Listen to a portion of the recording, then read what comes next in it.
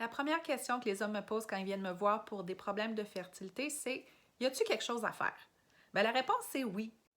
Il y a plein de choses que tu peux faire pour augmenter ta fertilité et aujourd'hui, je te présente la chose que tu dois absolument savoir pour avoir des spermatozoïdes virils et performants.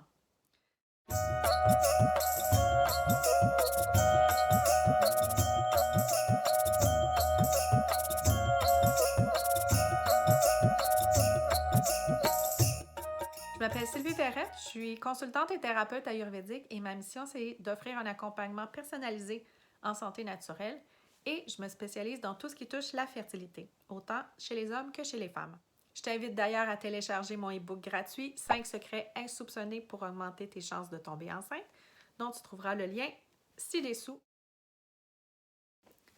La première chose extrêmement importante à savoir quand on parle de fertilité chez les hommes, c'est que les spermatozoïdes doivent rester au frais. Quand il y a trop de chaleur dans le corps ou quand il y a trop de chaleur dans cette région-là, ça va faire des spermatozoïdes qui vont être lâches et qui ne seront pas nécessairement bien formés. Ils deviennent comme paresseux sous l'effet de la chaleur. Donc, on veut vraiment qu'ils soient vigoureux et qui ait une bonne motilité donc. La première chose à faire pour garder le précieux paquet au frais, c'est d'éviter les bains et les douches trop chaudes.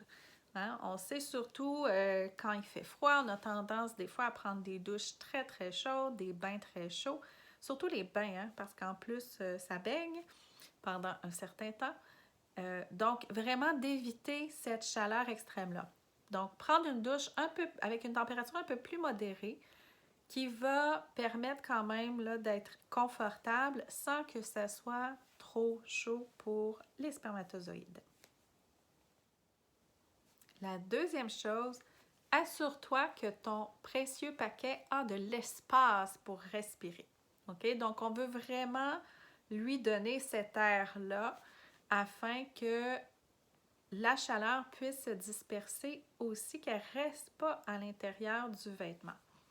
Donc, ça va être très important de porter des vêtements amples, OK? Donc, les vêtements serrés, ce n'est pas le moment ici. Le choix des sous-vêtements est aussi extrêmement important. Et là, je vais t'inviter à aller regarder la petite étiquette ou les petits caractères quand tu achètes tes sous-vêtements parce que c'est très, très, très important. Assure-toi que tes sous-vêtements sont faits de coton ou de bambou exclusivement. C'est vraiment les meilleurs matériaux pour respirer, pour laisser sortir la chaleur, pour faire en sorte qu'il n'y ait pas d'humidité non plus. Donc, c'est vraiment les choix numéro 1 pour tes sous-vêtements.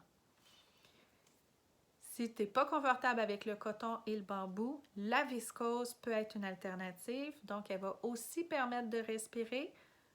Pas autant que le coton, le bambou, mais quand même va avoir une bonne aération.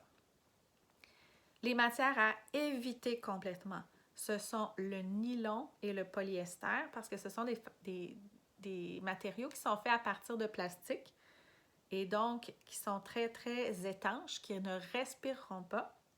Même chose aussi pour le polyamide. Donc, polyamide, qui est aussi une substance faite à base de plastique. Donc, on va éviter ces trois substances-là, donc polyester, nylon et polyamide. Tiens-toi aussi très loin du spandex. Le spandex, c'est peut-être très confortable parce que c'est élastique, mais par contre, ça ne respire pas bien, ça va conserver l'humidité et c'est propice à la formation de champignons. Alors, on ne veut surtout pas ça dans cette région. La troisième chose dont je te parle aujourd'hui, ce sont les plantes médicinales. Donc, il y a beaucoup de plantes qui peuvent aider à soutenir la fertilité, à augmenter la qualité et le nombre des spermatozoïdes, soit parce qu'elles vont agir au niveau de la prostate, soit parce qu'elles vont agir au niveau hormonal ou les deux. Donc, ça, c'est un domaine très, très, très complexe que je ne peux pas rentrer dans ces détails-là parce que c'est vraiment au cas par cas qu'il faut regarder tout ça. Mais je te parle quand même aujourd'hui du mouron des oiseaux. Le mouron des oiseaux, sa particularité, c'est qu'elle va refroidir spécifiquement au niveau du scrotum. Donc, quand tu as beau porter des vêtements amples, laisser respirer ton précieux paquet s'il a tendance quand même à rester chaud en permanence. Le mouron des oiseaux peut être une option intéressante. Attention par contre de ne pas le prendre si dans ta constitution tu as beaucoup de froid et que tu as naturellement tendance à avoir froid en général, même si cette région-là est un peu au chaud, on ne prendra pas de mouron des oiseaux dans ces cas-là. Donc, toujours à faire attention, idéalement consulter quelqu'un pour t'assurer de prendre les bonnes choses pour toi. Le mouron des oiseaux, on va le consommer sous forme de tisane, donc sous forme d'infusion. Donc, on va acheter la plante séchée qu'on va infuser comme n'importe quelle tisane ou n'importe quel thé. Alors, je te résume tout ça. Truc numéro 1, prendre des bains et des douches à l'eau tempérée, jamais à l'eau chaude. Truc numéro 2, avoir des vêtements et des sous-vêtements amples dans des matériaux qui respirent, donc coton, bambou ou viscose.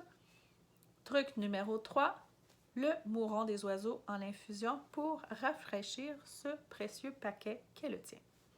Et surtout, je te rappelle donc de consulter un professionnel pour t'assurer que ce que tu prends, surtout au niveau des plantes, des suppléments, que ça te convienne à toi. Donc, il n'y a pas de recette unique, c'est vraiment du cas par cas et c'est très important de le faire selon tes besoins à toi.